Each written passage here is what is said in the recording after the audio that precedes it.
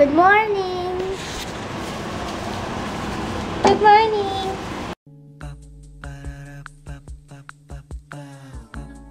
This is my family. This is Jaya's breakfast. Ito? Oo, ito.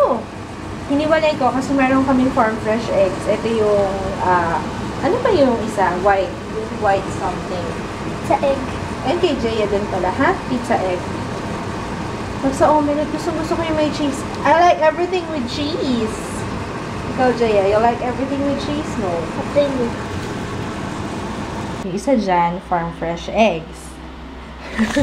Bumebenji ako na. Farm fresh eggs, yo! Can you guess kung ano ang farm fresh eggs dyan? At saka yung ordinaryong itlog na nabibili sa tindahan or sa grocery, yung kulay puti. Yan. Can you guess? Solid compared here. At saka, ito soft. Ito, yun nga, solid. Ayan. Pero sa taste, tingnan natin.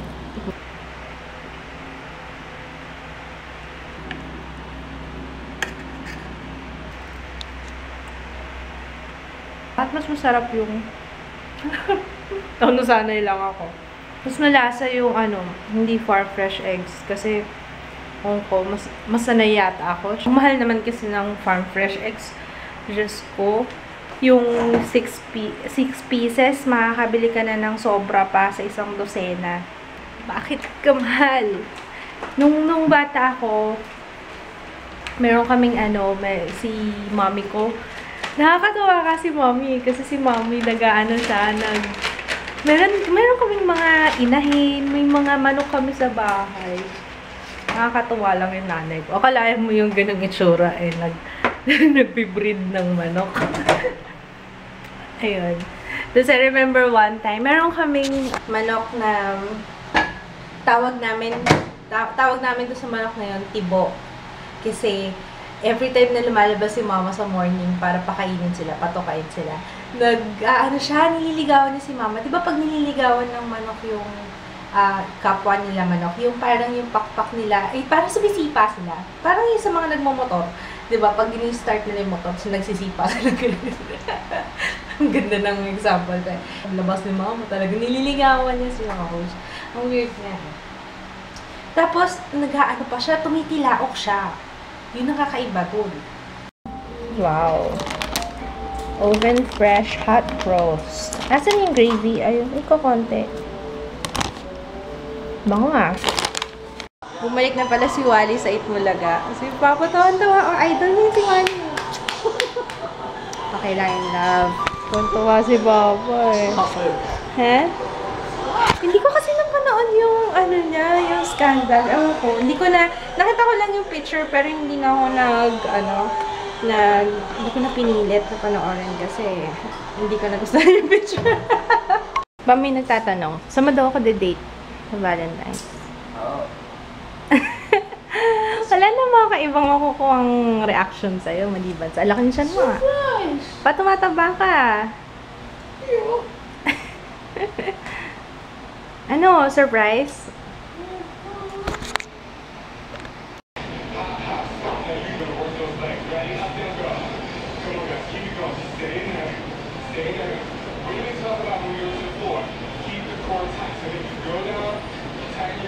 Naririnig niyo yun? Ay, sorry love. Sorry. Can you hear it? Hindi, kasi bala ko mag-film ako ngayon ng magre-record ako nung first impression ko nung most requested, Revlon Color Stay, at saka yung yun sa CoverGirl Outlast Stay Fabulous. Tama ba yung mga sinasabi ko? But kasi yung haba na name ng foundation, no? Pero hindi, mas okay na yun kesa yung mga numbers. Saan? Patingin mo ko. Umpisa muna. Let's see. Kaso hindi mo tinapos eh. Tingnan niyo yung ginawang eyes ni Jaya. Beautiful! Ito may ginagawa ko. Ito hindi mo natapos, sayang. Pero alam mo maganda yung shape na ginawa mo dito sa, what is this, dog? Wala yan. Ayan, Rose. Si Gianna, tutulog. Si Lolo nag-draw. Si Lolo. Si Lola Daddy nag-draw. Mm-mm. Uy! Si Furby! Si Cute. Tapos, yung water bottle ko. Tapos ito. Wow! Kilala ko yan ah. Is that Simba? Pwede. Cute. Ito. Oh! Alam mo na, ang galing mong magganito. Nung bata ako, Diyos ko po, hindi mo malaman kung anong hayop yung dinodrawing ko. Ang galing-galing mo! You're so good!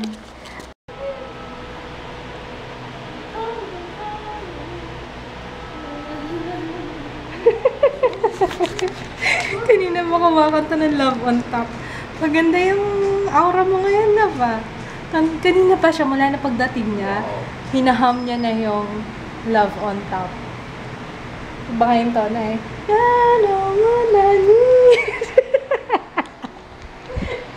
Ang cute mo, love. I love you. Yeah. Pupunta kami ng dentist. We have an appointment. This is my no makeup. Basta no makeup.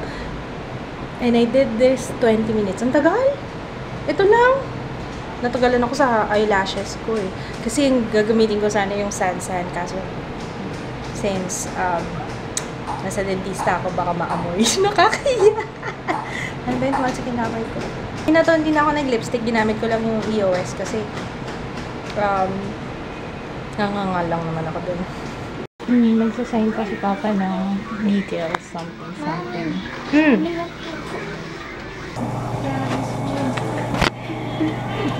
Pa-cleaning lang bale. Tapos, pa-check na lang. Kasi may seal siya sa dalawang molar. Oh, baka kailangan yung ibang seal. Pero for now, cleaning lang muna.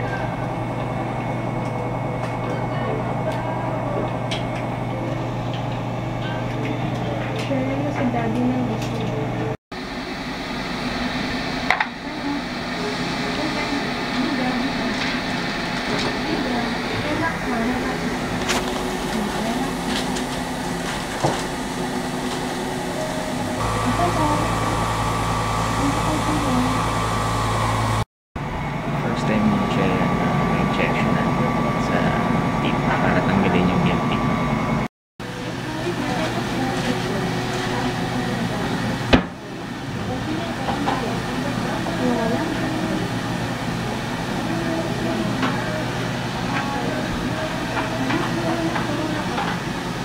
Dito lang, anak. What happened? Parang na-traumatize yung anak ko. Pero hindi ah. Ano ka ba? My turn na, oh. Why can't... Sakit injection. Sus, layo. Wala naman, sandali lang. Hindi mo alam. Ambush. You were ambushed. Oh. Wala pa nga daw topic. Yeah, anak. Where were we?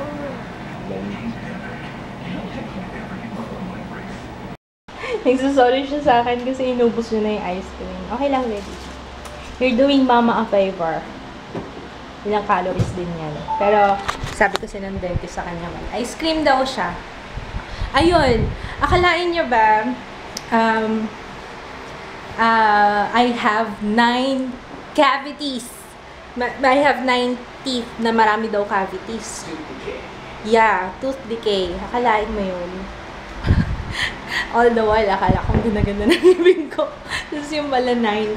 Tapos meron akong kailangan i-extract. Kailangan bunutin. Kasi nga, diba, lagi kong nakakagat yung sa loob ng cheeks ko. So, kailangan daw bunutin yung ngipin ko sa dulo. Kasi yung wisdom tooth ko dito, natanggal na before. So, wala na siyang opposing tooth na pangkagat. So, kaya yun daw, parang yun daw yung reason kung bakit nakakagat ko siya. So, anyway, ayun, 2 yung pinasta sa akin. Tapos, kailangan ko magpa-x-ray, panoramic x-ray para sa doon sa i-extract. And the rest of the cavities na kailangan tanggalin dahil daw hindi alam kung gaano kalalim. Kasi, aminado naman akong tagal before ko bumalik sa dentist. Siguro more than a year. Paano ka nagkaroon ng cavities? Isa mga kinakain, tapos hindi natutoothbrush ng maayos, yun. Pinasmile pa nga ako kasi daw, ang ganda daw. Ay, ano daw, ang swerte ko daw. Ganda daw ng tito. Ulit-ulit. Siyempre naman, minsan lang ako masabihan ng ganon. Pero yun nga lang, talaga nabigla ako. 9 tooth decay. 9 ng ngipin na on the verge of masisira na. So, ayun nga. Dalawa na yung pinasa sa akin. Inuna niya yung sa front teeth kasi pag hindi daw naagapan, mangingitim. So, yun. Yun si Jaya na ambush. Ambush extraction. Kawawa naman yung baby ko. Bit lang naman. Ha? Saka mga tira-tira. Kahapon, kagabi, kinukwento ko kasi sa kanya, sabi ko, diba okay yung makeup ko kahapon. Kasi parang sexy.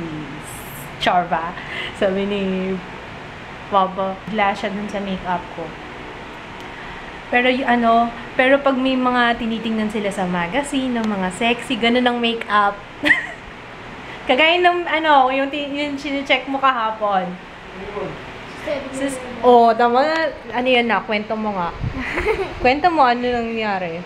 Tinitingnan niya, tinanong ko siya, sabi yung cardang mo tinitingnan. May, ano tinitingnan niya? Ni Papa? Ano tinitingnan ni Papa? Yun. Yung ano yun? Yung sexy. Sige. Yung babae. May babae, no? Oo. You see, okay, tulog na sila lahat. So, mag-monologue lang ako ng konti. Konti lang naman. I was reading yung comments nyo sa vlog kahapon. So, I just wanna thank you. You know who you are sa lahat ng... Para ko si Dennis Cornejo. I just wanna thank you sa lahat ng mga nagbigay ng nice comment. Alam niyo, napapaisip nga ako, actually nagsisisi nga ako, sana I should have cut out yung part na yun. Pero sometimes it helps to let it out, alam mo yun. Parang minsan napapaisip ako na what if, kung hindi ako nag-YouTube siguro hindi ko mararamdaman. Kasi sometimes there will come a point na it will get to you, kahit dislike man yan or yung mga anonymous messages. Yes, nakaka-receive ako ng anonymous messages coming from yun nga mga dummy accounts, pero you know what, nasimulan ko na parang iniisip ko minsan sana kung hindi ako nagsimula siguro hindi ko mag-feel yun, pero natural lang yun natural yun. I put myself out there, natural na makaka-receive ko ng mga ganun. So yun, medyo yun lang, nakakatulong lang kasi sometimes na ilabas yung dapat ilabas, diba? What I'm trying to say is, I wanna thank you sa inyong lahat, yung mga sincere na nanonood sa akin. Alam niyo kung pwede nga lang, salain kung sino yung makakapanood sa akin, yung sincere talaga. I would, pero hindi diba? Anyway, so ayun, nandun na nga ako. Gusto kong magpasalamat sa inyo. Hindi ko na kayo isa-isahin kasi ang hirap isa-isahin Alam nyo na, you know who you are, kung sino yung mga nagbigay ng comments, nag-iwan ng nice comments sa akin, at pagbigyan nyo na tong drama ko, minsan lang to. Minsan nga iniisip ko, sabi ko, paano kaya yung mga iba na nag-YouTube na, diba, paano nila natitake yun, na ganun pala yung feeling na pag minsan masasaktan ka din, diba? Kaya I was wondering kung paano sila nakaka-cope sa ganun. Kaya nga ako kahapon, I just blurted it out para lang mailabas ko. Pero after that, you know what? Okay na ako wala na, okay lang. Kaya sometimes it helps na meron kang support, you know. Kaso pag sinabi ko naman sa asawa ko, sabihin lang kagaya nung dati, pag sinabi ako siya, papa-apekto ka naman. Parang, di ba, ako nga naman. Tama nga naman, di ba? Pero minsan, mas okay yung meron kang someone na masasabihan.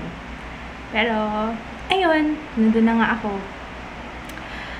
Ayun, kaya nilabas ko na lang din sa inyo.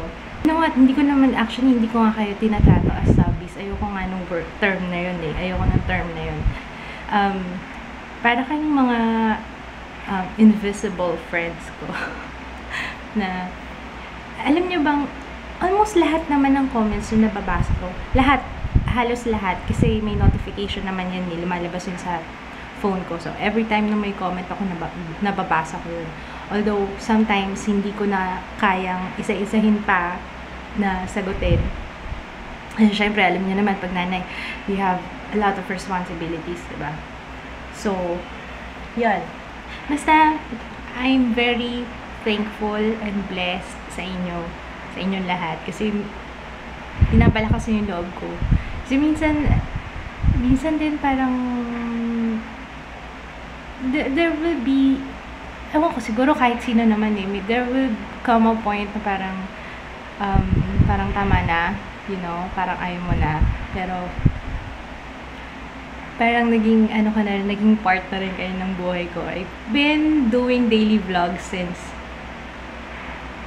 September, October, around that time. And actually pang ilang buwan ko pa lang, pero minsan, syempre, especially kung nag-YouTube ka, maintindihan mo ko. Parang yung effort na binibigay mo, 'di ba? Tapos sometimes yun nga, makaka-receive ka ng anonymous message, saying this, saying that, ayoko na lang din balikan yun. Pero,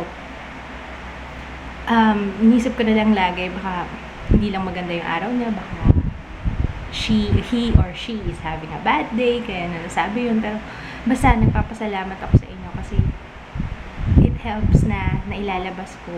It helps na meron akong nasasabihan, tapos, hindi lang naman nagiging monologue lang kasi nag-iiwan kayo ng comments sa akin, nag-iiwan kayo ng messages saying nice things na I truly appreciate. And yun,